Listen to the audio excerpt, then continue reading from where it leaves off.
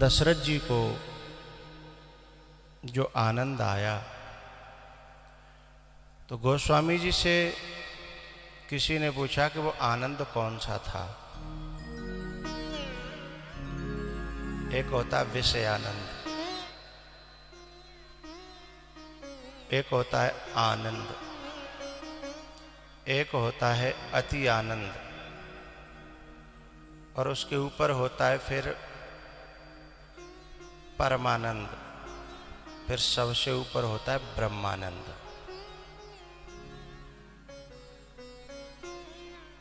तब गोस्वामी जी ने उत्तर दिया,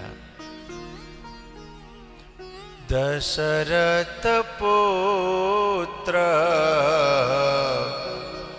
जन्म सोने काना, मानहु ब्रह्मा नंद समाना, मानहु ब्रह्मा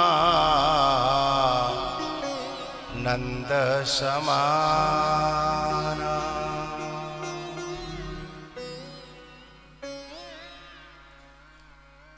दशरथ जी महाराज को उस समय ब्रह्मानंद की अनुभूति हुई, क्योंकि दशरथ के घर में स्वयं ब्रह्म आया है और ब्रह्म के आने पर ही ब्रह्मानंद की अनुभूति होती है। इसलिए दशरथ जी को वहाँ ब्रह्मानंद की अनुभूति होती है। शंकर भगवान ने कहा, पार्वती वैसे मैंने अभी तक तुमको एक गुप्त बात थी वो बताई नहीं, अब राम जन्म की खुशी में मैं तुम्हें अपनी एक चोरी बताता हूं। पार्वती बोली, आप चोरी करवे लग गए हैं? आपने चोरी करी? हाँ। बोले, आपने क्या चोरी करी? बोले, सही बात तो ये है कि मैं और कागभुसुंडी मेरा शिष्य, हम दोनों राम के परम भक्त हैं और जब जब राम अवतार लेते हैं तब तब हम बाल लीलाओं को देखने के लिए और उनकी झूठन प्रसादी पाने के लिए हम दोनों गुप्त रूप से अयोध्या में जरूर जाते हैं।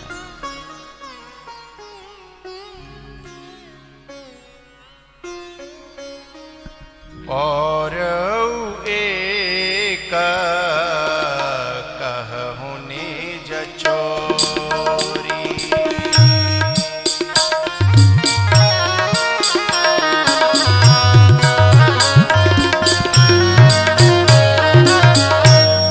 और एक कहूँ निज चोरी, सुनु गिरिजा अति दृढ़मति तोरी।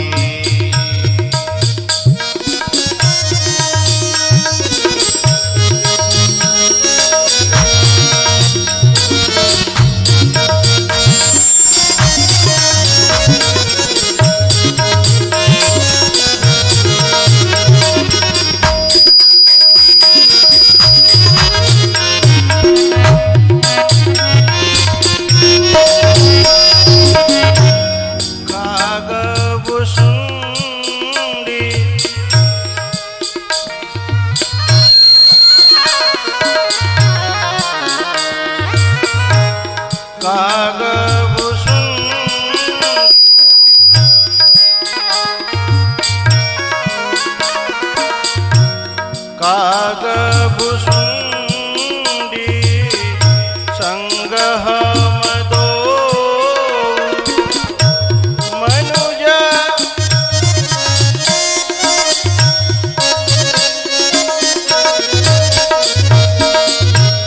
मनुज रूप जा नहीं नहीं को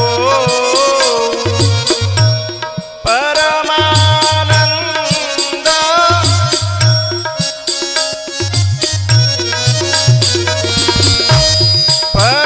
परमानंद प्रेम सुख भूले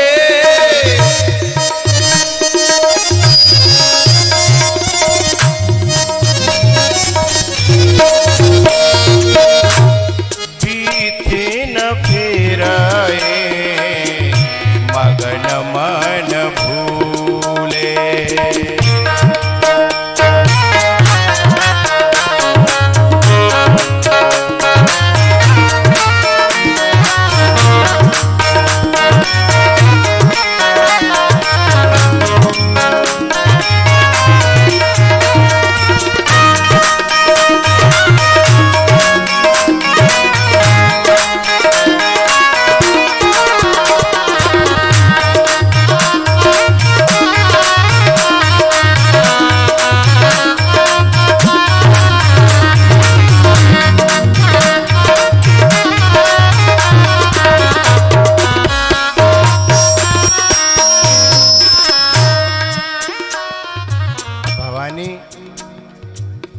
मैं और कागभूषण दोनों मनुष्य का रूप धारण करके और वहां उन अयोध्या की गलियों में बस इसी आस में उनके दर्शन होंगे।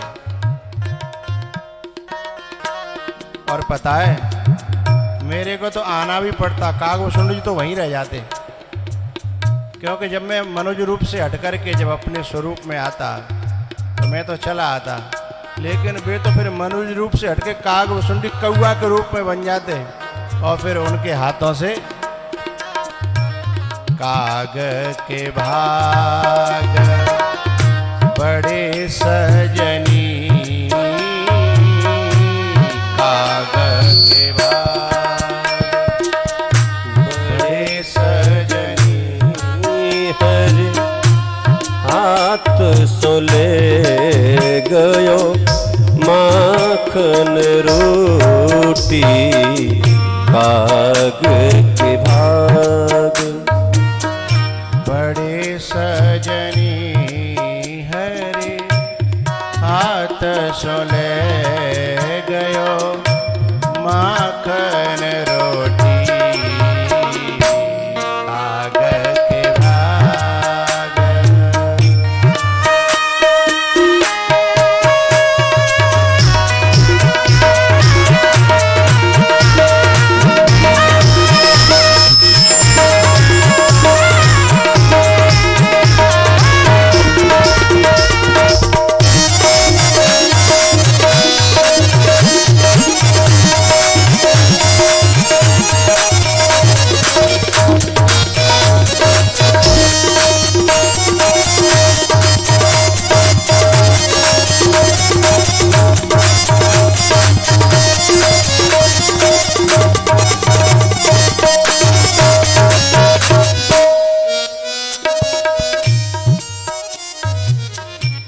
काग के भाग बड़े सजनी हरे हाथ सोले गयो माखन रोटी,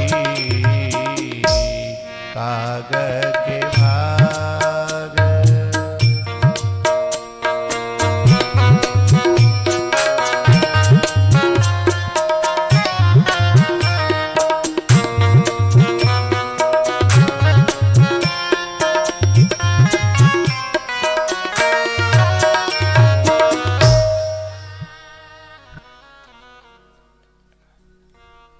मैं और कागभूषण दोनों ने ब्राह्मण का रूप बनाया और हे भवानी, हम जब अयोध्या की बीथियों में घूमने लगे तो कागभूषण मेरा चेला बन गया और मैं बड़ा ज्योतिषी बूढ़ा ब्राह्मण बन गया।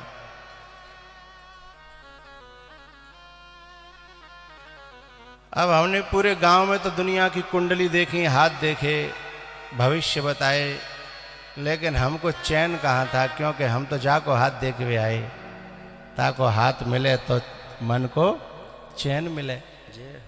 हम इधर उधर बीतियों में फिर रहे थे।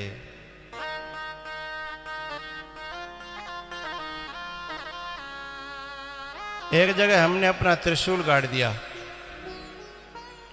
वहाँ माताओं की लाइन लग गई, अपने अपने बच्चों को लेकर के आई, हमारे लाला की कुंडली देखो, हाथ देखो। हम धीमे धीमे अयोध्या के उस दशरथ के महल के नजदीक पहुंचे, तब वहां से एक बूढ़ी मैया निकल रही थी। उस बूढ़ी मैया से जुगाड़ लगाई कि मैया कहाँ रहती हो? बोले कौशल्या की सेवा में। कहा को सुन लीजिए, इशारा किया कि बात जई ते बनेगी।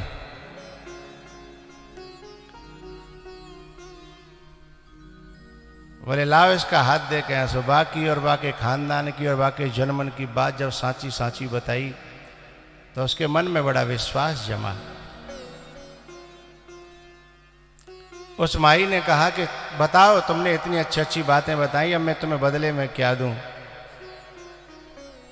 तो हे भवानी, मैंने उस बूढ़ी माई से बस एक ही बात कही कि दशरथ के लाला को हाथ दिखवा दे, सोई हमारी इच्छा पूर्ति। बूढ़ी माई ने कहा बाबा, राजमहल है, वहां हर आदमी का प्रवेश नहीं है, लेकिन फिर भी मैं कोशिश करूंगी। और जब बूढ़ी माई ने जाके कौशल्या से बड़ी बड़ी बातें कही, कौशल्या के मन में भी बात आ गई कि चलो कोई हर्ज नहीं है, दिखा देते हैं, कुछ अच्छी बात करेगा, दुआ देगा।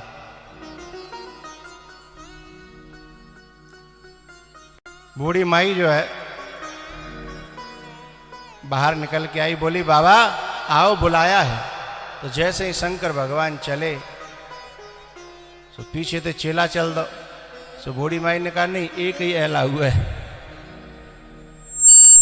शंकर भगवान ने कहा तो ठीक है, तुम यहीं रहो, हम तुम्हारी लड्डू पूरी ले आएंगे। आओ। कागो सुंडी जी ने कपड़ा पकड़ लिया, वो लड्डू पूरी खाने नहीं आया हूं।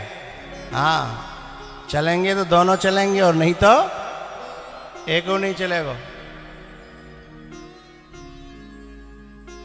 अब शंकर भगवान बोले कि एक की इजाजत है, और नहीं हम भी रह जाएंगे। फिर बोले रह जाओ तो रह जाओ, उन्हें चलेंगे तो दोनों। कागुसुंडी जी ने कहा सुनो बूढ़ी माई, ये हाथ की रेखाएं तो देखते हैं, पर उसका ये हाथ की रेखाएं नहीं देख पाते, इनकी आंखें बूढ़ी हैं। हाथ की रेखाएं मैं देखता हूं। तो बोले तुम चलो। लेकिन वसुंड जी बोले नहीं नहीं, रेखाएं मैं देखता हूं, लेकिन उसका फल ये बताते हैं, अभी मुझे फल का ज्ञान। अच्छा, तो दोनों को चलना पड़ेगा। तो रुको, मैं अभी अंदर जाके इजाजत लेती हूं। अंदर जाकर के बूढ़ी माई ने पूरी बात बताई। बोले ठीक है, दोनों को ले आओ। तब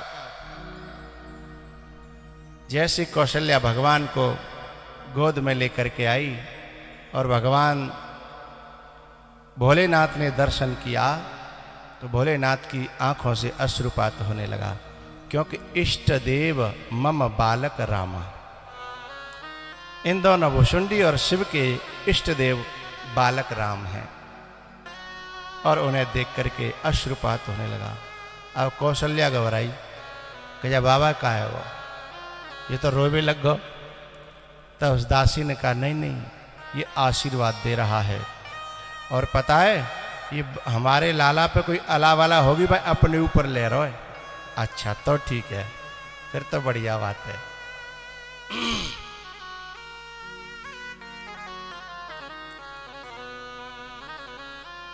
तो जैसे तैसे शंकर भगवान को पीछे से हिलाया डुलाया। कागभूषुंड जी ने कहा बहुत है, ज़्यादा समाधि में चले जाओगे तो जा काम के लिए आए हो वो अधूरा रह जाओगे। तब कौशल्या ने भगवान की गोदी में राम को दिया और कहा लो मेरे बच्चे का भविष्य बताओ।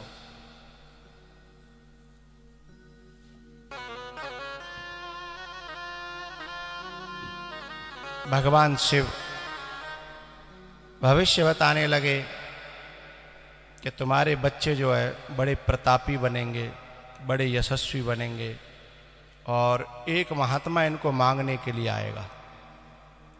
एकदम कौशल्या बोली क्यों? बोले नहीं नहीं, घबराने की बात नहीं है, वो मांगवे आवेगो तुम्हारे छोरन को ब्याह करे के लिए। अच्छा तो ठीक है। बोले फिर? बोले इनका विवाह हो जाएगा। फिर अब आगे वनवास की बात आने वाली थी, तो राम जी ने अपना अंगूठा भगवान के शिव के हृदय में अड़ाते हुए और इशारा किया कि इतना ही रहने दो, नहीं आगे की बात बताओगे तो तुम्हें कुछ मिलने जुलने वाला नहीं है। अच्छा ज्योतिषी अच्छी अच्छी बात बतावे, दक्षिणा बढ़िया मिलेगी हैं, और वाने खराब बताई तो हैं।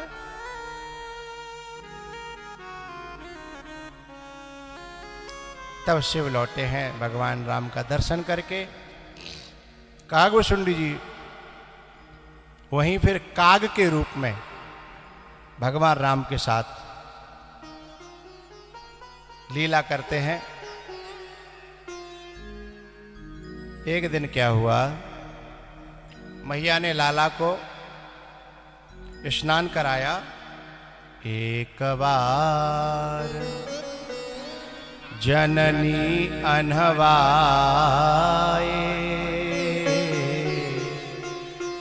कर श्रृंगार पलना पौड़ाए।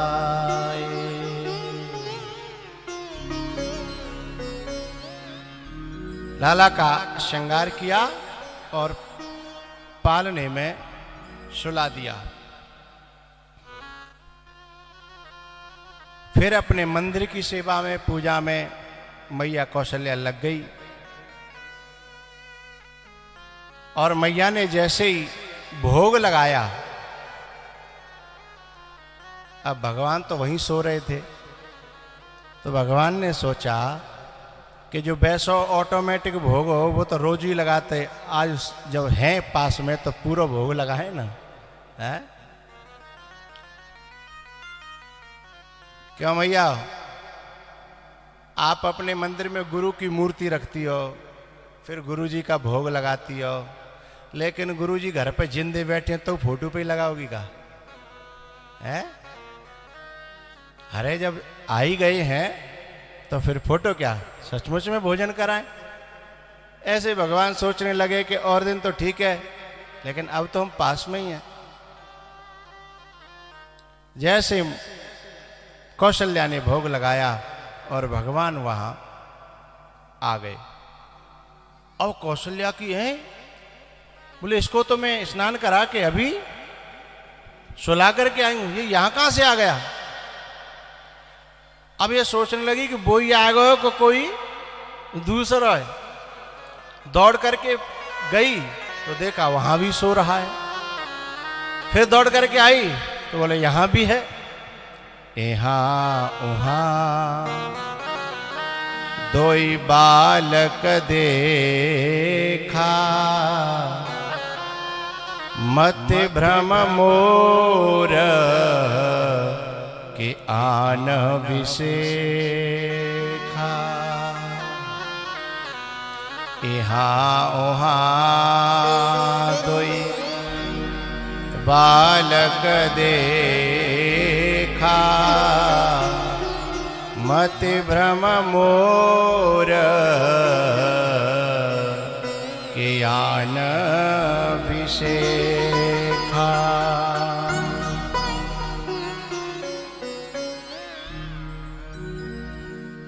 जब बहुत ज्यादा घबरा गई मैया, तब भगवान ने अपना रूप दिखाया और उसे बोध कराया।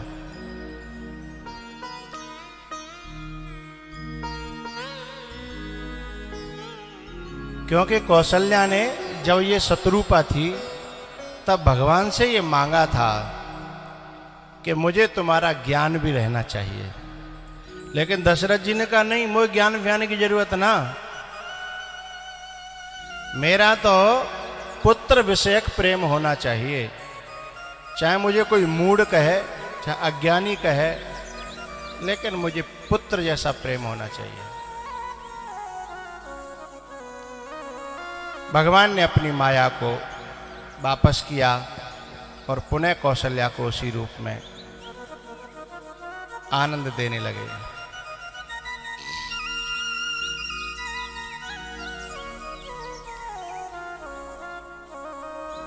एक दिन क्या हुआ, भगवान को परस करके मैया ने सब रख दिया और भगवान खेल रहे थे बच्चों के साथ में। दशरथ जी बुलाने गए और उन्होंने आवाज लगाई,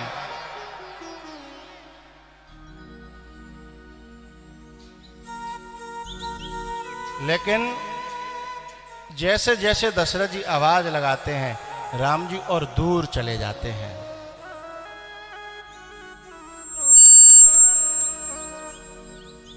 भोजन करत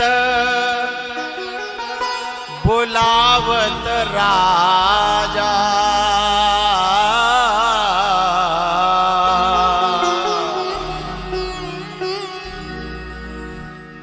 नहीं आवत तजबाल समाजा।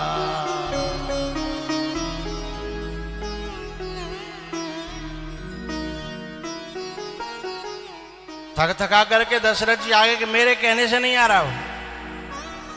कौशल्या बोली तुम यहां देखो, हम जा रही हैं। तब कौशल्या गई।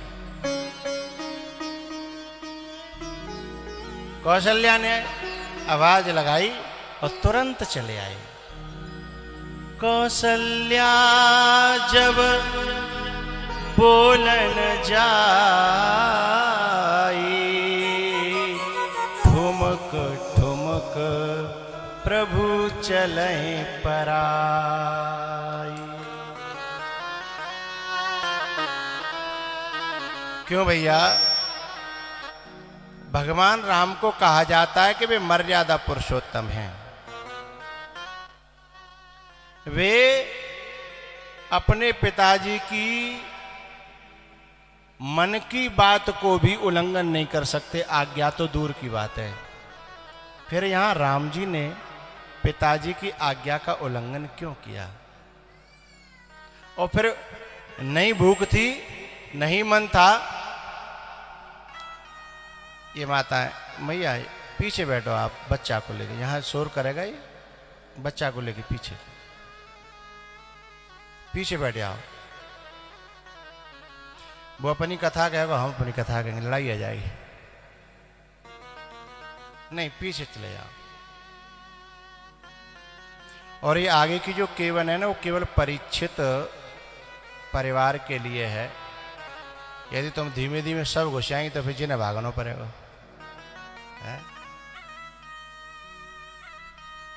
और सबसे बुरी बात यह है कि सबसे पीछे आती हैं, सबसे आगे घुसने की कोशिश करते हैं।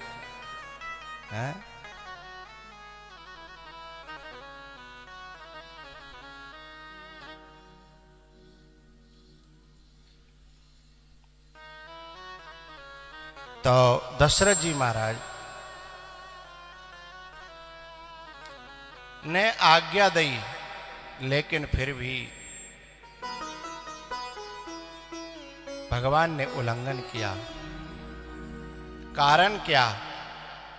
भगवान ये बताना चाहते थे कि मुझे बुलाने के लिए राजापने की जरूरत नहीं है, मुझे बुलाने के लिए माँ जैसे प्यार, प्रेम, श्रद्धा और भाव की जरूरत है। जय हो, जय हो।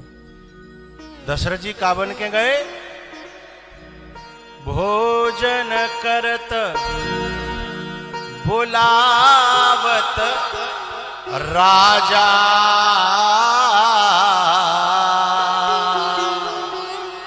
भगवान की ऐसे राजा तो बहुत देखे हमने। है? कोई राजा मुझे बुलाना चाहे? नहीं नहीं। और फिर मैं राजा के लिए इनको छोड़ के जाऊंगा? किनको? नहीं आवत तज बाल समाजा। ये बाल समाज क्या है?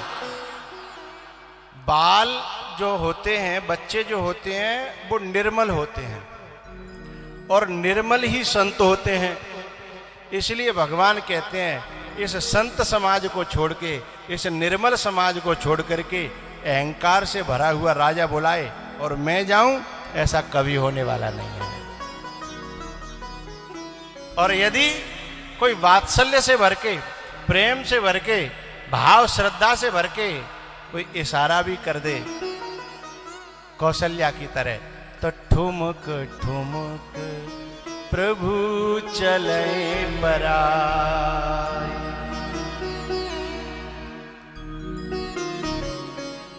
इसलिए भगवान चले आए, क्योंकि मां वात्सल से भरी है, प्रेम से भरी है, श्रद्धा से भरी है, और दशरथ अहंकार से भरा है?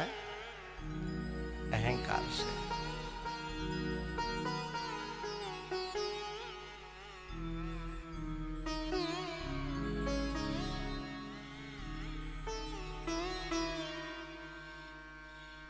भगवान थोड़े से बड़े हुए और उनका फिर उपनयन यानी जनेऊ संस्कार हुआ।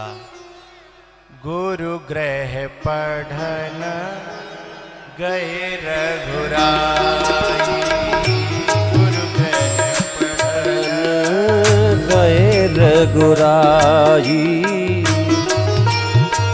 गुरु गृह पढ़न गुरु गृह पढ़न गए रघुराई। अल्प काल विद्या सब आई, अल्प काल विद्या सब आई।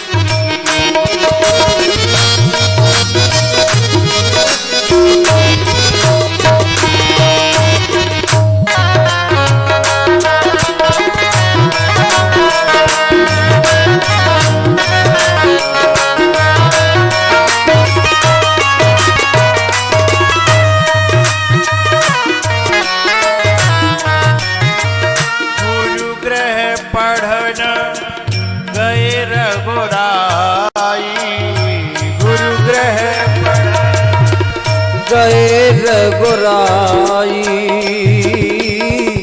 अल्प काल विद्या सब पाई, अल्प काल विद्या सब पाई।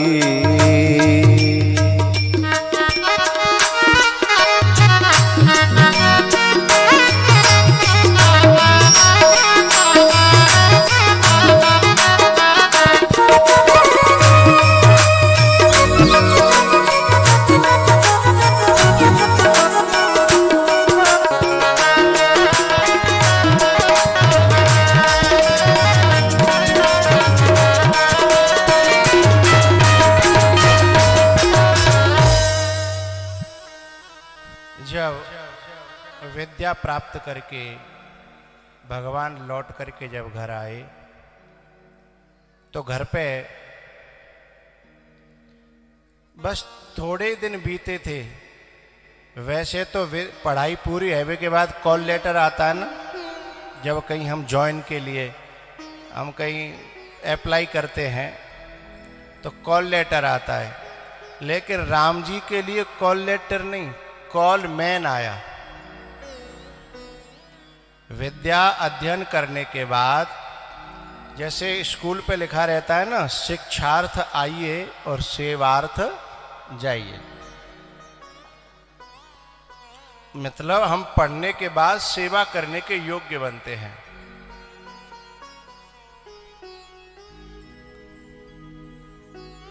और सेवा करने के योग्य जैसे राम बने, तो उधर से विश्वामित्र जी अपनी साधना करते हैं, लेकिन साधना में विघ्न डालते थे आकर के ताड़का, सुबाहु और मारीच।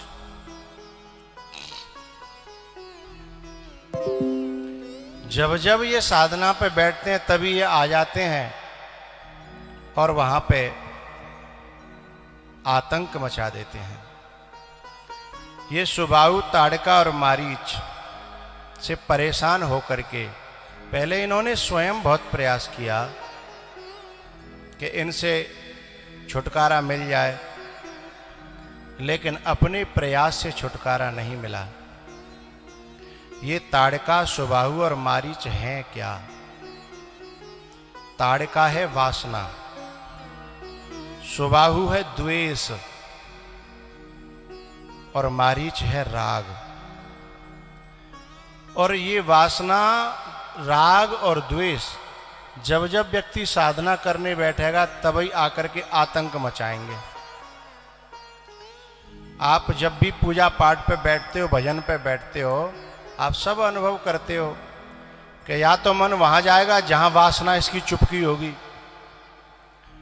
या फिर काऊ के ऐसे के पास जाओ जाते द्वेष होगा, जाते लड़ाई चल रही होगी, वो दिमाग में खटकेगा जब भाई,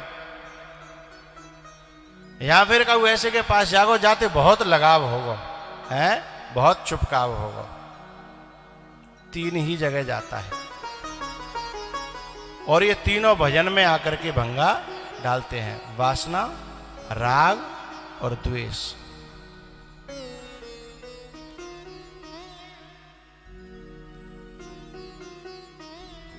और साधक अपने प्रयास से कोशिश भी करे तो जरूरी नहीं है सफलता मिले न मिले। विश्वामित्र जी महाराज जब थक गए प्रयास कर करके, तब उन्होंने ध्यान लगाया और भगवान से प्रार्थना की,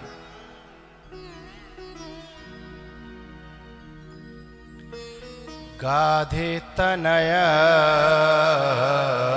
मन चिंता व्यापी,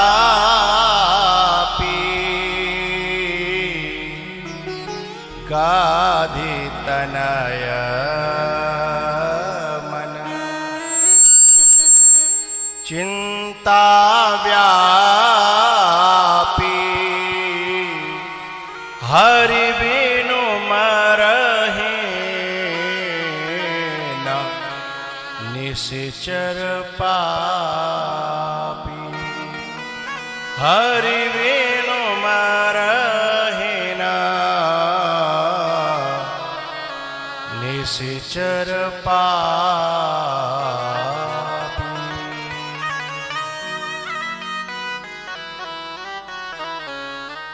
बिना भगवान के, बिना भगवान की कृपा के ये राक्षस मरने वाले नहीं हैं।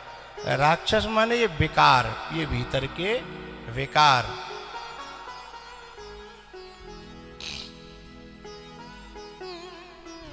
अभी तक विश्वामित्र जी अपने बल पे कोशिश कर रहे थे, लेकिन अब सोचने लगे कि मुझे हरि का सहारा लेना पड़ेगा।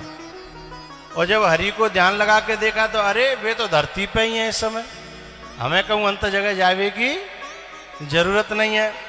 पर एक गड़बड़ी है गई का विश्वामित्र और वशिष्ठ जी की आपस में दुश्मनी थी। अब राम जी का अवतार वहां हुआ है, वशिष्ठ जी के चेला के यहां, और इधर ये वहां आ जा नहीं सकते। अब बड़े संकट में क्या करें।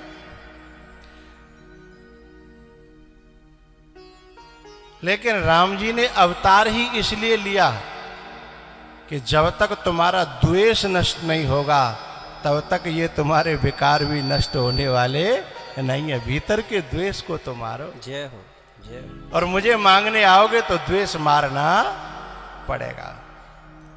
तब विश्वामित्री सब द्वेष को छोड़ करके और चले हैं दशरथ जी के यहाँ।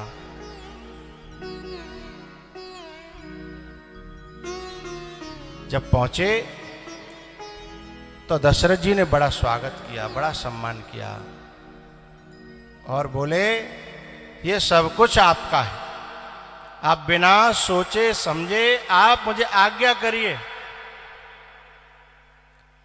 जो कहोगे जो आदेश करोगे मैं वही आपके चरणों में हाजिर कर दूंगा।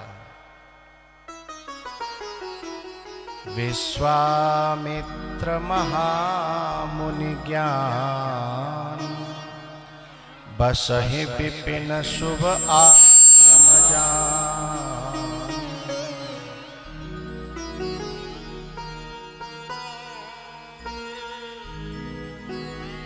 अब बात आई मांगने की। तब विश्वामित्र जी ने कहा कि राजन मैं कुछ मांगने आया हूं।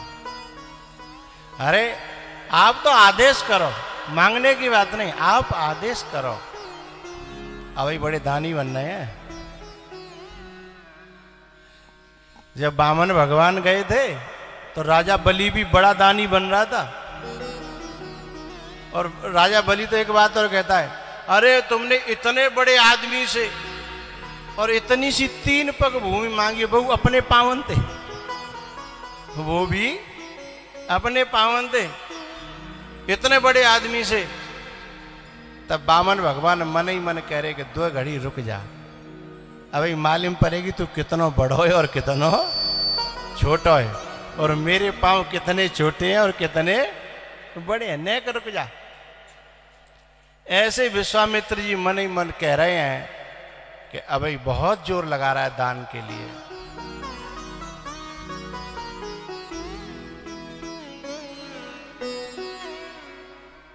तब विश्वामित्र जी ने कहा, राजन अनुज समेत देव रघुनाथा,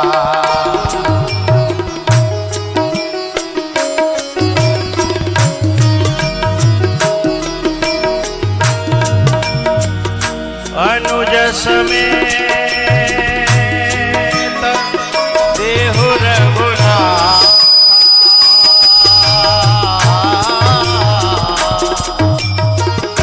निश्चर बध में हो बसना था।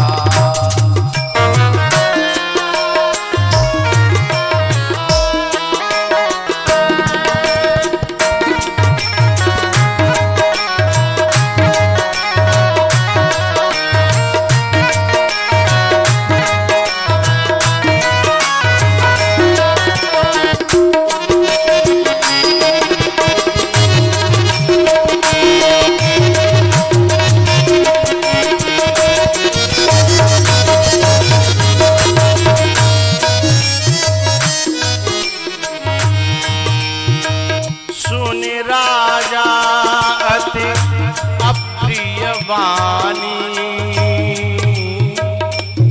राजा अति अप्रिय वाणी, हृदय कंपा मुख तुति को मिलानी।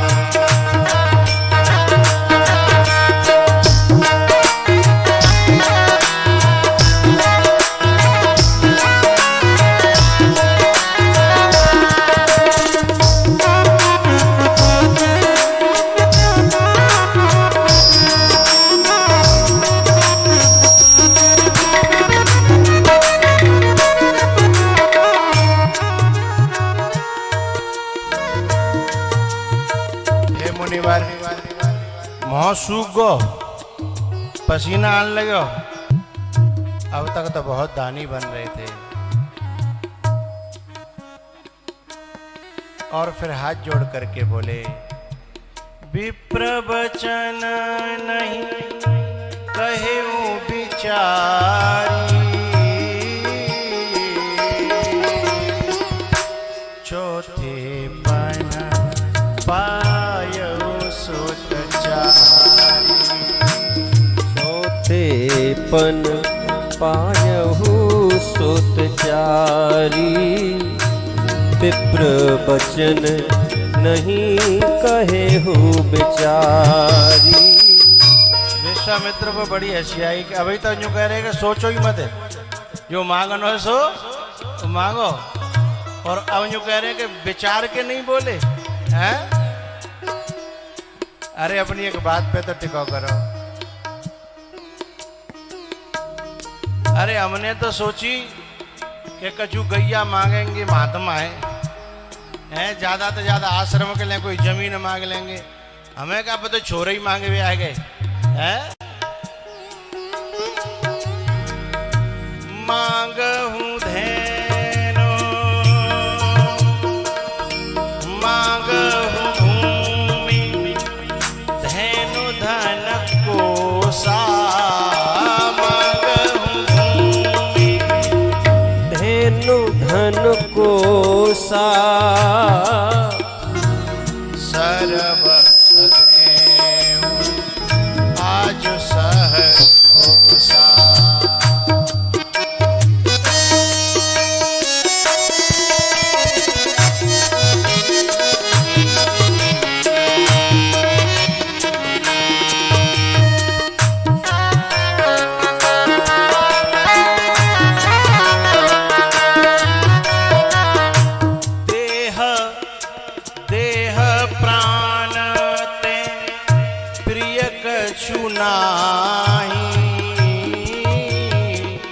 सो मोनि देऊं निमिष एक माही।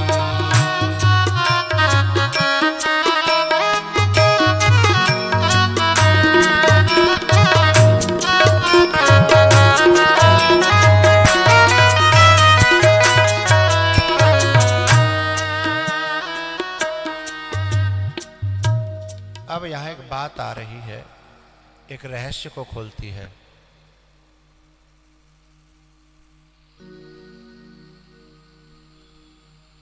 दशरथ जी ने कहा कि तुम मेरे प्राण मांग लो, मैं दे सकता हूं, देह मांग लो, मैं दे सकता हूं,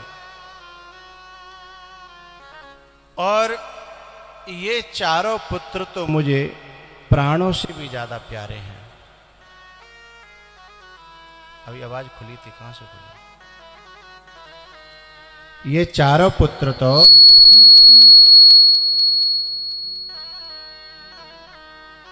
सब सुत प्रिय मोय प्राण की नाई। सब सुत, गड़बड़ हो रही है।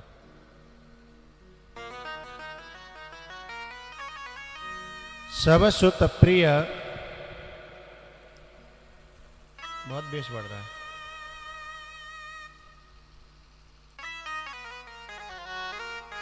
हरि बोल, हरि बोल, हरि बोल, हरि बोल, हरि बोल। सब सुत प्रिय मोय प्राण की नाई, पर इतने पे भी राम देत नहीं बने गुसाई। राम देते हुए क्यों नहीं बन रहा था? जब सारे सुत प्राण के बराबर प्यारे हैं,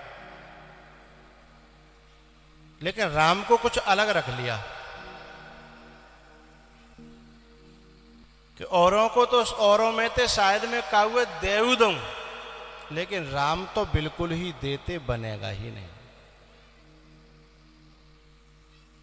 इसके पीछे एक कथा है, कारण है।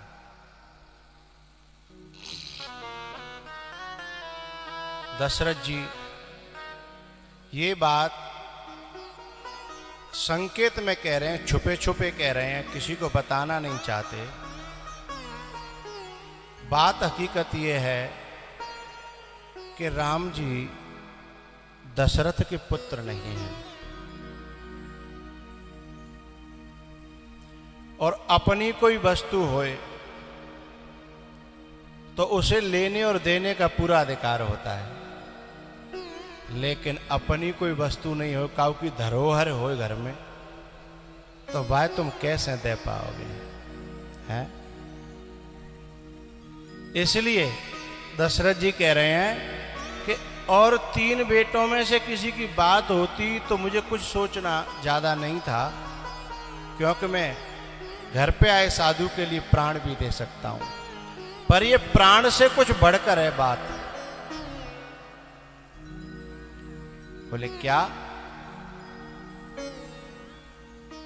कि राम अब वहां खुलासा नहीं किया, ये खुलासा करने के लिए हम लोगों के लिए छोड़ दिया, क्योंकि तुलसीदास जी सब खुलासा करते थे, तो फिर हम लोगों ने, वहां उन्होंने संकेत किया केवल। इसके पीछे बात क्या है वो सुने।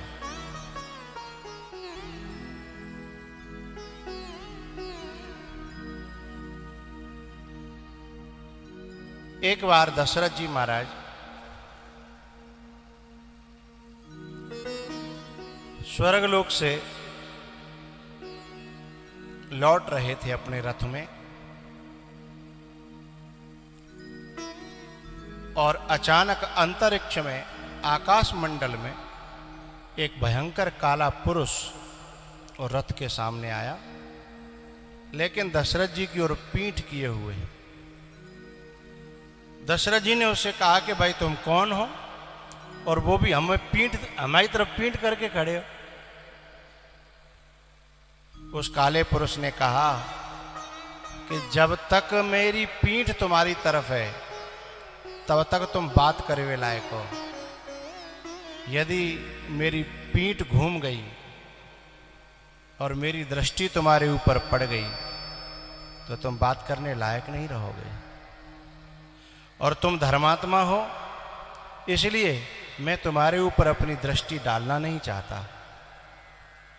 अरे तुम हो कौन, और तुम मुझे भी साधारण समझते हो? मैं इंद्र के बराबर बैठ के आ रहा हूं। बोले इंद्र के बराबर हो चाहे इंद्र के बाप के बराबर हो, लेकिन मेरी दृष्टि से कोई बच नहीं सकता। अरे तुम हो कौन? बोले मैं शनि हूं, शनि देव। अरे जरा मुंह इधर कर, हम भी देखें। और जैसे ही शनि ने दृष्टि डाली, और उसी समय दशरथ जी मूर्छित हो गए और अपने रथ से गिर पड़े। उसी समय आकाश मंडल में जटायु भ्रमण कर रहा था। जब दशरथ जी को गिरते हुए देखा तो जटायु ने अपनी पंखों में ले लिया और आराम से धीमे से धरती पर उतारा। और जब होश आया दशरथ जी को, तो जटायु अपनी पंख फैलाए छाया कर रहे थे। आपस में परिचय हुआ, तब दशरथ जी ने कहा कि आपने मेरी जान बचाई है, अब मैं आपको क्या दूं? तब जटायु ने कहा कि जब आपके कभी संतान पैदा हो, अपना बड़ा पुत्र मुझे दे देना। दशरथ जी ने कहा दिया। वैसे तो है ही नहीं, अभी कोई संतान है ही नहीं, लेकिन कभी आपकी दुआ से भाग से हुआ तो पहला पुत्र आपका। समय व्यतीत हुआ, जब राम जी के जब संतान हुई तो दशरथ जी ने जटायु को बुलाया और कहा ये आपकी अमानत। जटायु ने कहा मेरी अमानत मैंने अपनी मान ली, लेकिन मैं पालन पोषण नहीं कर सकता, इसलिए आप संभालिए, लेकिन अधिकार मेरा रहेगा। जब मुझे जरूरत होगी तब मैं मांग ले जाऊंगा।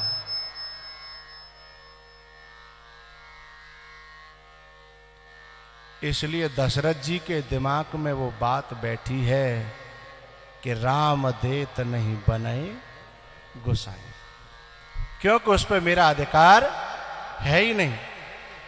एक प्रमाण तो ये दशरथ जी की ये शब्दावली, दूसरा प्रमाण ये है कि जब कोई व्यक्ति मरता है तो उसकी जो कपाल क्रिया है, दाह संस्कार क्रिया है, वो बड़े पुत्र के हाथों होती है। हाँ या ना? ठीक है, बड़े पुत्र के हाथों होती है। तो जब दशरथ जी का देहावसान हुआ तो क्रिया राम के हाथों होनी चाहिए थी। अच्छा, ऐसा नियम है, यदि बड़ा न हो तो फिर सबसे छोटे के हाथों होती है। हाँ ना तो करो करो। हाँ, हो सकता है तुम्हारे यहाँ कोई और रीति हो भाई। हाँ, तो थोड़ा मुझे वो चाहिए ना रिस्पॉन्स। यदि बड़ा नहीं है किसी कारणवश तो सबसे छोटा, बीच वाले के हाथों से क्रिया नहीं होती है। अब भरत जी तो बीच के हैं। जिस प्रकार से राम जी के, वो दशरथ जी के 4 बेटे माने जाते हैं, उसमें भरत जी तो बीच के हैं। यदि राम नहीं थे तो क्रिया शत्रुघ्न के हाथों से होनी चाहिए थी, या फिर राम को बुला करके राम के हाथों होनी चाहिए। भरत के हाथों से क्रिया का कहीं कोई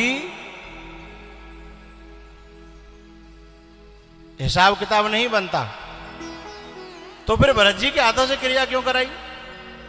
अच्छा, जब जटायु मरा तो जटायु के बेटों में से किसी के द्वारा क्रिया होनी चाहिए थी। जब जटायु मरा तो जटायु की क्रिया राम जी के हाथों से क्यों कराई? जय हो, जय हो।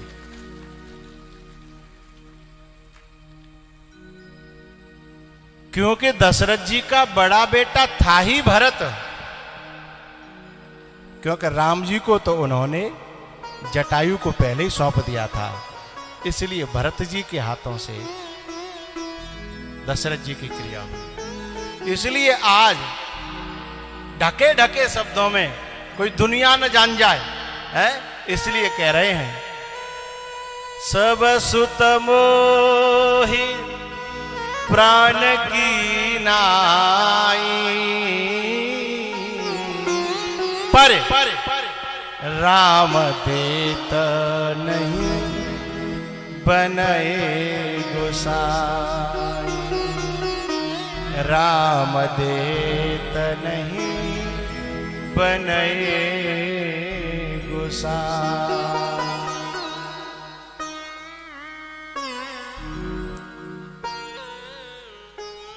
विश्वामित्र जी ने, वशिष्ठ जी खड़े थे वहीं, इशारा किया कि आपका चेला है, समझाओ, ये हम संतों की कृपा से ही तुम्हें मिले हैं, नहीं तुम फिर रहे थे परेशान भय भय, तुम्हारे कोई संतान होती ही नहीं थी। संतों की कृपा से एक नहीं 4 मिले, और 4 में से हम तो केवल 2 मांग रहे हैं। हमारी कृपा से, संतों की कृपा से मिले, संतों को जरूरत पड़ी तो आप 2 तक नहीं दे रहे। इतना स्वार्थ भी अच्छा नहीं है, आप समझाओ। वशिष्ठ जी ने, क्योंकि चेला की नस को गुरु अच्छी तरह समझता है, अरे बाहर वाला नहीं समझता, इसलिए वशिष्ठ जी ने समझा कि ये दशरथ की प्रकृति क्या है। तो यदि हमारे घर पे कोई ऐसे गेल चलता आदमी और हमसे कहे कि न भूख लगी है, तो हमारे घर में जो कुछ भी होगा, साग रोटी मठा, ले भैया खा ले। लेकिन वो रोटी खा रहे हो और एकदम फोन आ जाए, कहूँ बात कि तुम्हारे यहाँ जो 2 आदमी रोटी खा रहे हैं, बोले हाँ, बोले वो तुम्हारे छोरा देख भी आए।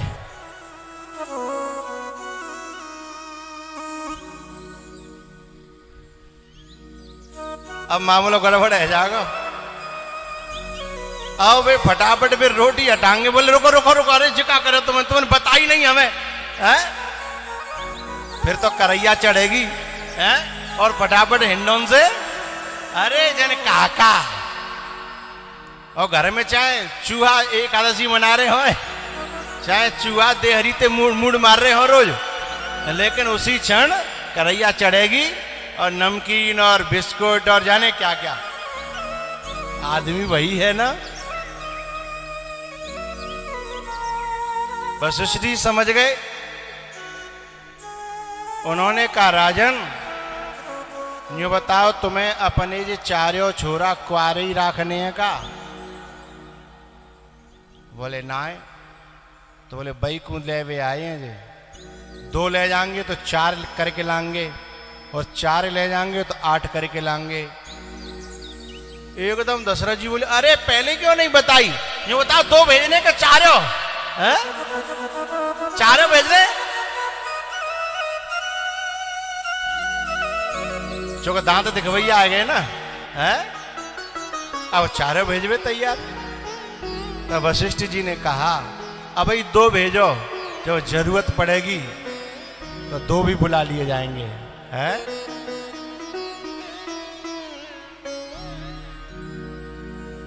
तब राम जी को अनुज समेत देव रघुनाथ, अनुज समेत देव रघुनाथ, निश्चर पद में हो वसनाथ।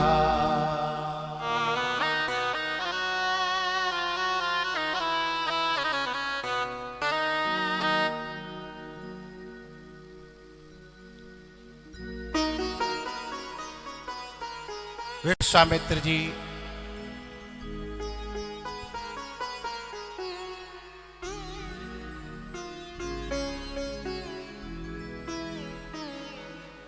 दोनों भाइयों को लेकर के चले हैं। रास्ते में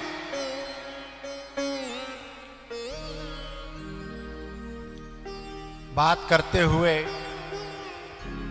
और जैसे ही आश्रम के पास में पहुंचे, एक आंधी सी चली आई। राम जी ने पूछा गुरुजी ये आंधी काय की है? बोले ये आंधी नहीं है राम, ये ताड़का है। अच्छा ये ताड़का है? हाँ। और बेटा इसी ने मुझे परेशान कर रखा है,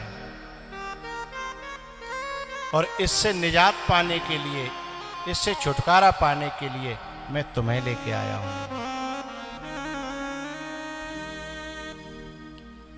अच्छा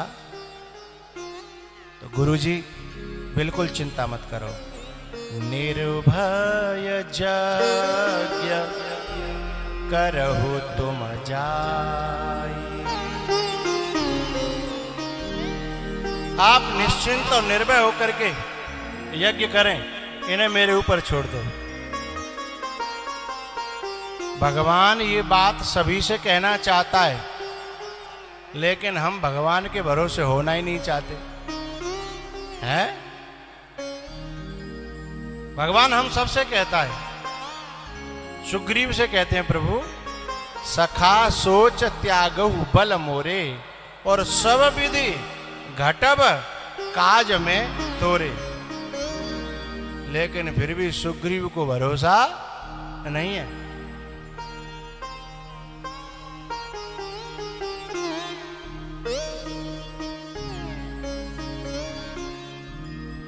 विश्वामित्र जी थोड़े से निर्भय हुए, और राम जी ने फिर वहां ताड़का से युद्ध किया।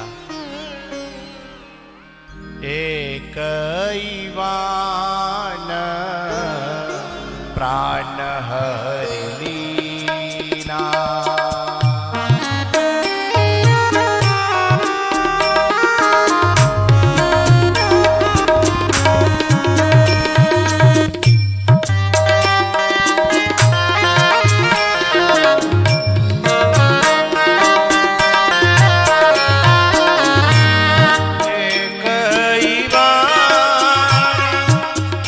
प्राण हरि लीना।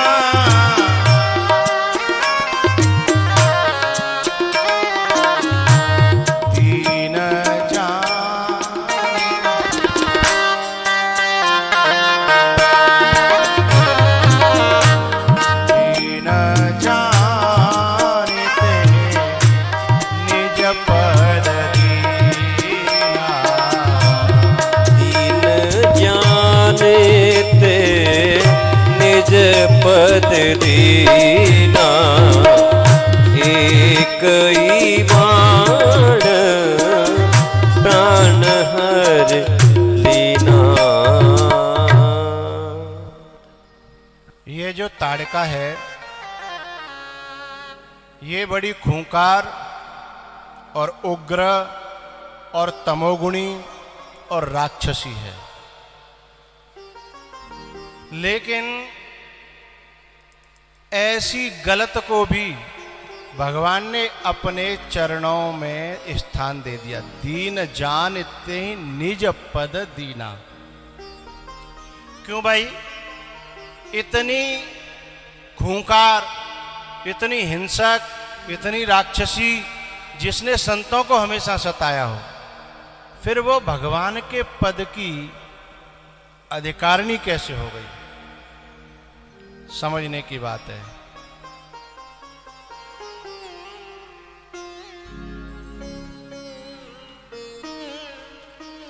जिस समय राम और रावण में युद्ध हुआ उस समय राक्षस भी मरे, कुछ बंदर भी मरे।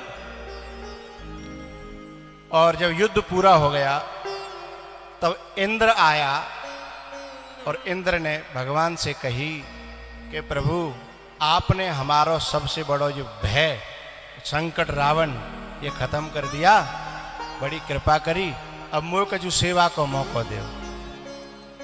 राम जी ने कही कि तुम्हारे पास अमृत है ना, पूरी सेना पे बखेरो ताते मेरे बंदर जिंदे हैं जाएं। इन्होंने मेरे लिए अपनी जान दे दी।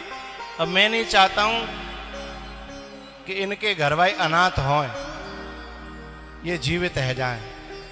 तो इंद्र ने अमृत की वर्षा करी, लेकिन बा में ऐसा तो हत नहीं हो कि बंदर बंदर एक तरफ डरे हों और राक्षस एक तरफ डरे हों। बा में तो सब घुल्ला मिल्ला पड़े। और जब ऊपर ते अमृत की वर्षा भई तो दोनों के ऊपर गिरी। सुधा वृष्टि भई दोहु दल ऊपर। चो भाई, जब दोनों के ऊपर अमृत बरसो तो दोनों जिंदे होने चाहिए कि नहीं? न्याय से तो यही है, लेकिन वहां बड़ा पक्षपात हुआ। जिए भालो कपे नहीं रजनीचर। केवल बंदर और भालू ही जिंदे भये, राक्षस नहीं भये। अब जी अमृत ने दुभांत कैसे कर दी है? अमृत तो दुभांत कर ही नहीं सकता। फिर ऐसा कैसे हो गया? इंद्र भी खड़े खड़े देख रहे हो, झिका है रहो कि केवल बंदर ही बंदर ठाड़े है रहे, अमृत तो राक्षसन पे गिर रहा है। तब इंद्र ने हनुमान जी की ओर देखा कि हनुमान जी ये क्या हो रहा है? ये तुम्हारा ही खानदान जिंदो हैरो है? ये रावण को तो एक उठाड़ो ही ना भयो,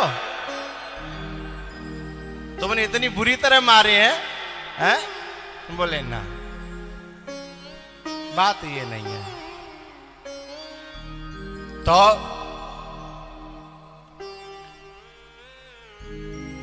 बड़ी प्यारी बात कही हनुमान जी ने कि ये जो राक्षस मरे हैं ना, ये मुक्त हो गए हैं, क्योंकि ये भगवान के हाथों से या भगवान के भक्तों के हाथों से मरे हैं। और जे राक्षसन के हाथन से मरे बंदर तो जो तो मुक्त होने ना, तो जो मुक्त हो गया वो जीवित नहीं हो सकता, और जो मुक्त नहीं हुआ है वो जीवित हो सकता है।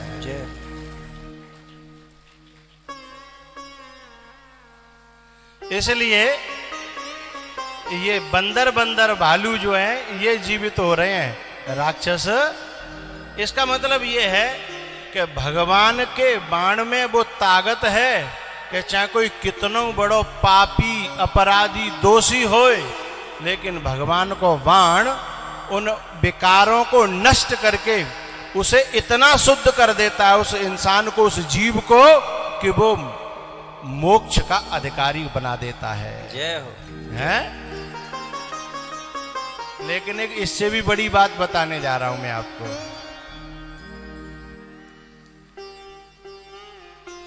मोक्ष का अधिकारी बनाने के लिए राम को बाण की जरूरत पड़ती है, लेकिन ये हिंदुस्तान की धरती इतनी सौभाग्यशाली है कि यहां पर राम से भी बड़े बड़े मोक्ष के प्रदाता बैठे हैं।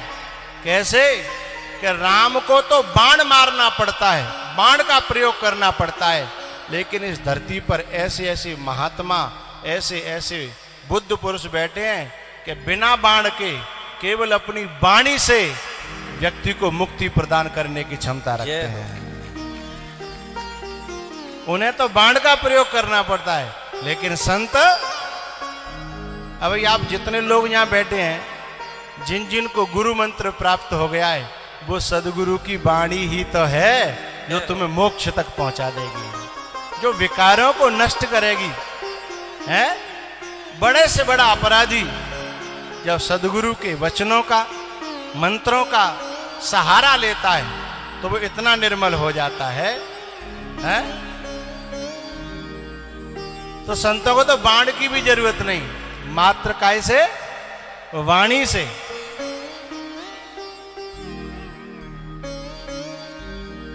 तो यहां बात कहां चली, ताड़का की। तो राम जी के बाण में वो ताकत है, वो शक्ति है क्या? दीन जानिते हैं निज पद दीना, एकई वान प्राण हरि लीना।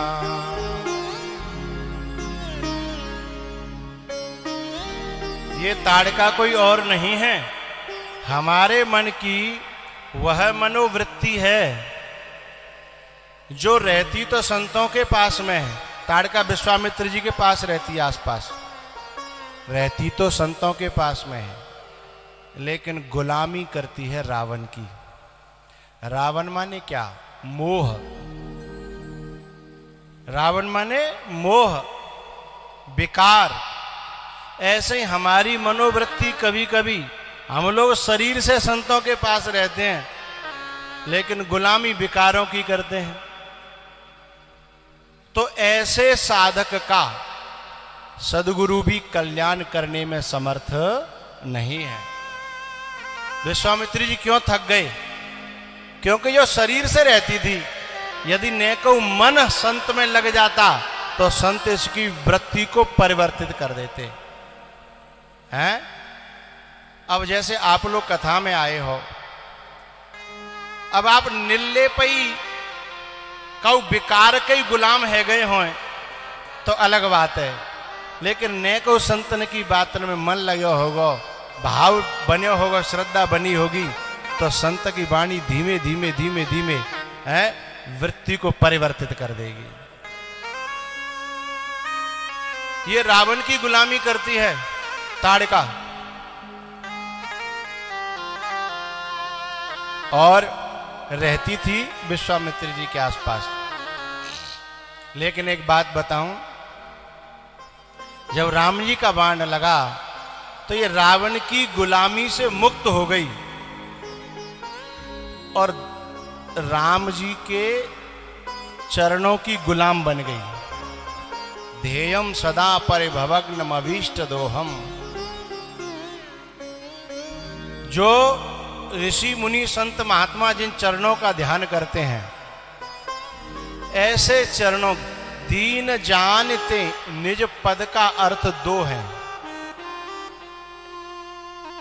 एक तो परम पद और एक राम जी के अपने पद माने चरण। दीन जानते हैं निज पद दीना। हमारी जो मनोवृत्ति है ना, जब तक संसार की गुलामी कर रही है, परिवार की गुलामी कर रही है, मोह में सनी है, ममता में सनी है, बई में लगी है, तब तक तो ये ताड़का है। हमारे मन की वृत्ति साधक थोड़ा सा समझने की कोशिश करेंगे तो बात समझ में आ जाएगी। मैं सरल कर रहा हूं।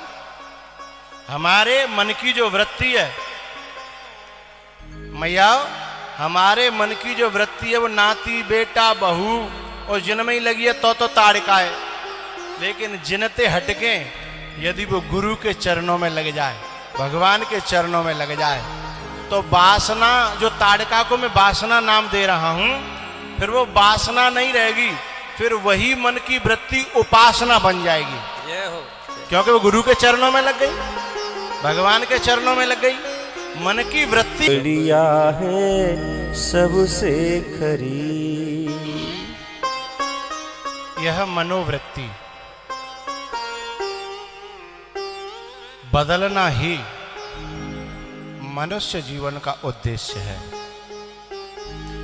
इस ताड़का के, इस वासना के दो पुत्र हैं, सुबाहु और मारीच। सुबाहु माने द्वेष और मारीच माने राग। जब सुबाहु आया द्वेष, तो एक ही बाण से भगवान ने उसे समाप्त कर दिया। और जब मारीच आया तो एक ऐसा बाण निकाला कि जो मारे तो है नहीं और जीने भी दे नहीं, जो मरने भी न दे और जीने भी न दे, और व्यक्ति का स्वरूप बदल दे। जब हम महापुरुषों के सानिध्य में आते हैं तो हमारी यही गति होती है, मरने भी देता नहीं है और जीने भी देता नहीं है। क्योंकि हम विकारों में इतने एकाकार हो जाते हैं कि जब हमसे कोई क्रोधी कहे तो हम अपने विकार को ये नहीं समझते कि विकार को गाली दी जा रही है, ऐसा लगता है ये गाली हमको दी जा रही है। इसका मतलब हम इतने रचपच गए, इतने रचपच गए, जैसे दूध में घी। अब दूध में से घी को निकालने के लिए तो चौरी मैया पहले दूध गर्म करना पड़ेगा, आग पे ओटानो पड़ेगा, और फिर उन्हें ठंडो करके वहां में जामन देना पड़ेगा, सहजो है। और सवेरे जब वो जम जाएगा फिर डार के मथानी में और वहां रई डाल दी जाएगी, और फिर इतने चोट इतने चोट इतने चोट, धर्रक मर्रक धर्रक मर्रक, बाकी एक एक नस तोड़ दी जाएगी हैं। क्योंकि जब तक नस नहीं टूटेगी, नस नहीं टूटेगी, तब तक बामें थे वो अलग है व्यवहार हो ना, जो बामें मिलेगा का है। तो ऐसे ही साधक पहले तपाया जाता है गुरु के यहाँ, और उसके यदि उसमें से विकार अलग हो जाए ना तो उसे तपाने की जरूरत नहीं है, उन विकारों को अलग करना है। और विकार इतने ज्यादा घुलमिल गए हैं कि उंगलियां डालो दूध में तो माखन दिखता ही नहीं है, दूध में ना दिखा तो, लेकिन जब नस नस टूटे थे तो धीमे धीमे धीमे धीमे है, और फिर ऊपर आ जाता है। फिर उंगलियां डालो, अब देखो नस नस टूट गई ना, अब देखो है। फिर ये माताएं वहां को निकार निकार के लौना बना करके फिर बई में डाल देते मठा में, कछु देर के लिए पर्यो रहने का कैसो बैसो आ जाए कहा ने टाइट है जाए हैं। अच्छा ये फिर उसी मठा में डाल देती हैं जिसमें से निकला है, फिर वो मिलता नहीं है भाई, पता हो कि फिर नस टूटेगी है। यदि पहले मिल गो तो नस नस तो दई, और ये फिर मिलो तो फिर वही गति होगी भाई, फिर तैरता रहता है, उसी में रहता है, लेकिन ऊपर मिलता नहीं, डूबता भी नहीं है, मिलता भी नहीं है, चाहे जब निकाल लो। ऐसे ही ये साधक के जो विकार हैं, जब इन विकारों में से कोई साधु संत महात्मा इसको जब ऊपर अलग कर देता है तो रहता तो फिर उसी संसार में संत भी सिद्ध भी, इन विकारों से अलग हुआ साधक भी, लेकिन फिर तैरता रहता है, फिर उसमें डूबता भी नहीं है और घुलता मिलता भी नहीं है।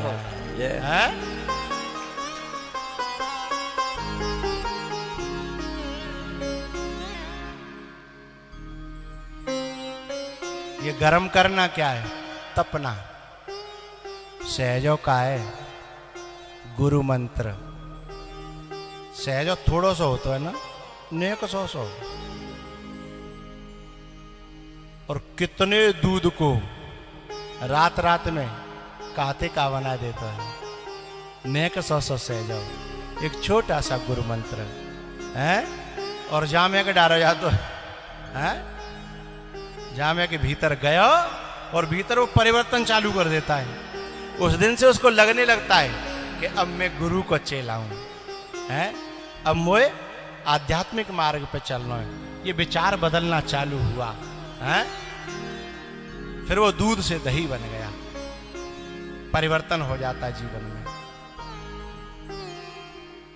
ये गुरु मंत्र ही जामुन है, सहजो है।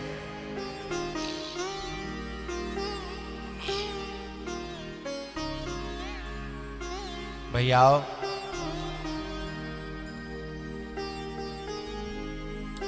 ये जो मारीच है ना, सुबाहु को तो मार दिया, लेकिन मारीच है राग।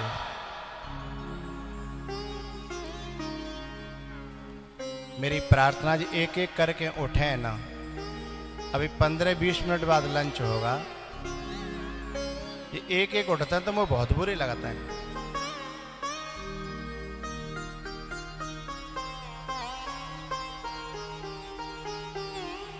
नेक देर और रोक लो करें, इतना काय को मठा पी के आता हो, क्या रुके नहीं जाते तुम पे?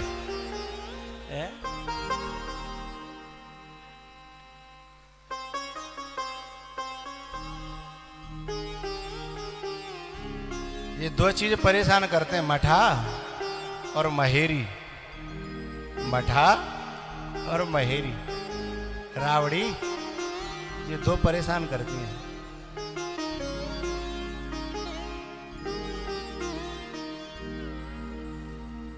तो ये जो मारीच है, ये मारीच जब भगवान के सामने आया तो भगवान ने एक अलग बाण निकाला, ऐसा बाण कि मरे भी नहीं और जिए भी नहीं। तो उसमें केवल गुरु एक ऐसी वाणी का प्रयोग करता है। राम तो बाण को प्रयोग कर रहे हैं और सदगुरु वाणी का प्रयोग करता है। ऐसी वाणी का प्रयोग करता है कि जहाँ में जो बेकार हैं वे मर जाएं और जहाँ में जो इंसानियत से जो इंसान है वो इंसानियत जीवित हो जाए। ऐसी वाणी का प्रयोग करता है। तो मरने भी नहीं देता, क्योंकि इंसान को नहीं मारना, उसमें जो बुराई है ना उसको मारना है केवल। इसलिए बिनु फरमान राम तेहि मारा,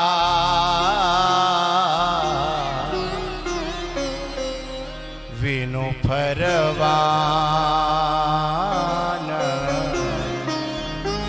राम तेहि मारा।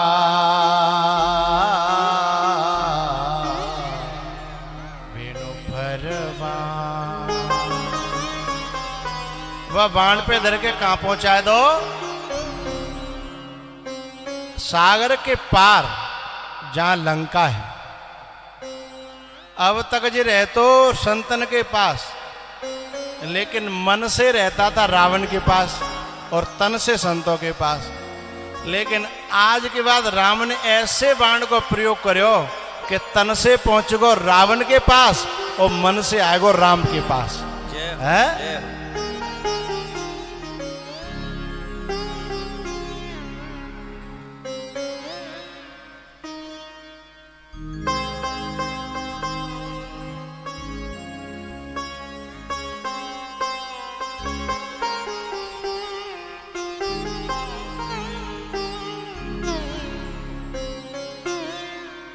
ऐसा ही तो हमारे जीवन में होना चाहिए कि हम तन से कहूँ रहें, चाहे खेत में पानी लगा रहे हों सरसों में, लेकिन मन कर से कर्म करो विधि नाना।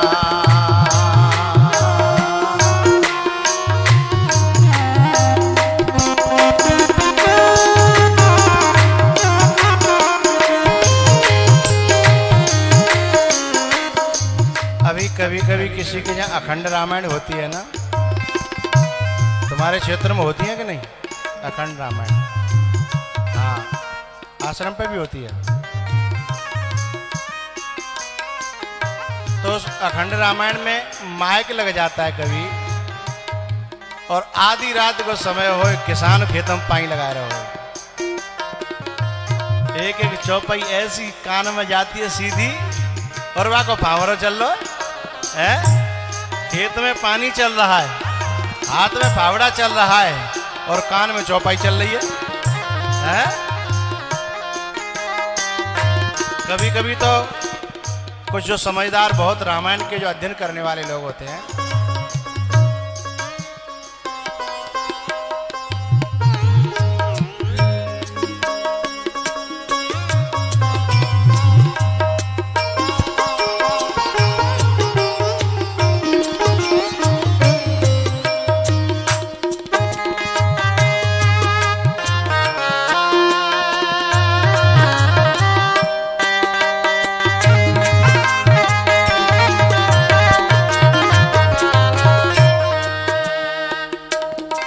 ढोलक उधरिए बगल में और हारमोनिया है।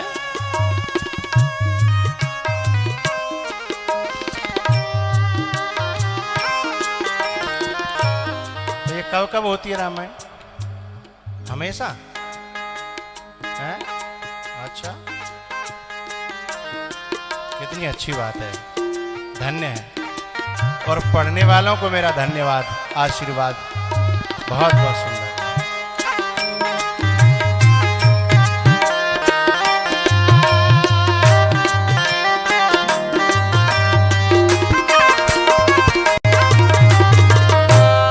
कभी जो रामायण का बहुत अध्ययन करते हैं, वे सवेरे आके पकड़ लेते हैं कि चौरे 2 बजे रामायण को पढ़ रहे हो। अब वो घबराहट का जो गलती है कहीं होगी है, फिर वो कहता है कि मैं पढ़ रहा हूँ। अच्छा, इतनी गलत पढ़ता है? तो जो पढ़ने पर बैठा हुआ था वो जितना भजन कर रहा था उससे भी ज्यादा भजन खेत का किसान कर रहा था।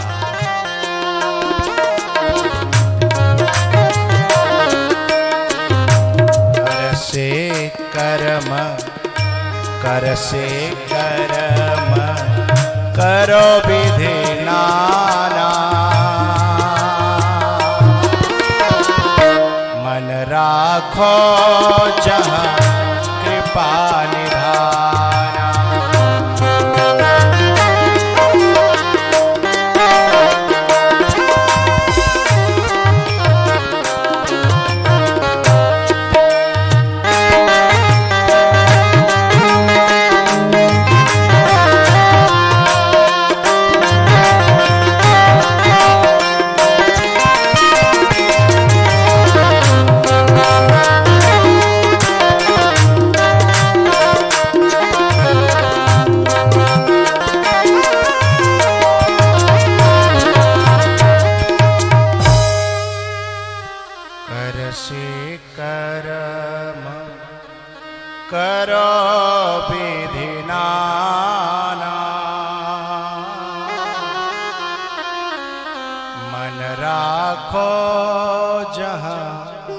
कृपा निधान।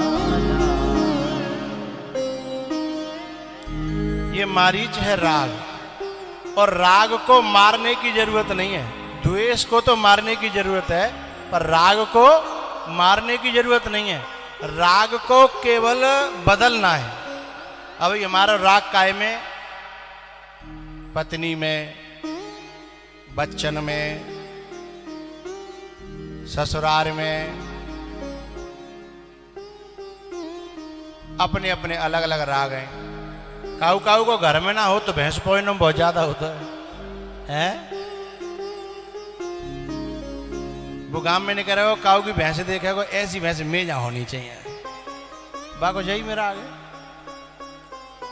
तो जो राग इन चीजों में लगा हुआ है, बस वहां से हट करके वही राग कथा में, संत में, सदगुरु में और भगवान में लग जाए तो वही राग जो था तो बुरा लेकिन इतना अच्छा बन जाएगा कि भगवान तक पहुंचाने में बड़ी सहायता करेगा। जय हो। चूंकि फिर बाको नाम ही राग नहीं रहेगा, क्या हो जाएगा? अनुराग।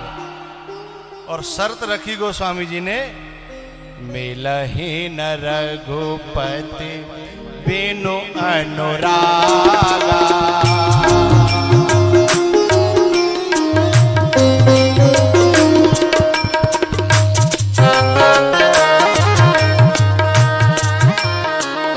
मिलहि न रघुपति बिनु अनुरागा। किए कोटि जप जोग विरागा।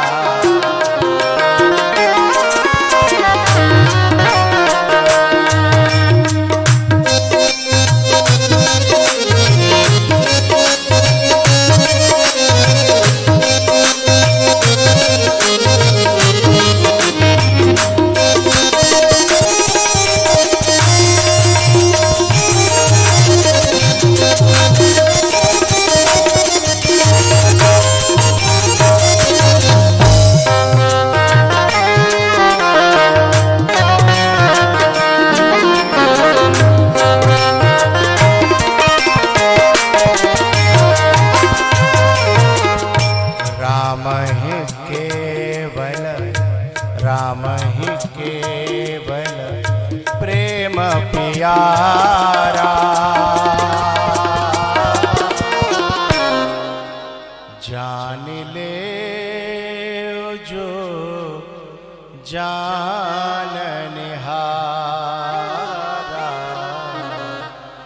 राम ही केवल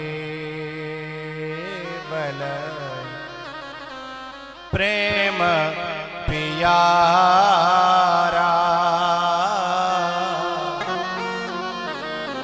जान ले जो जाननिहारा।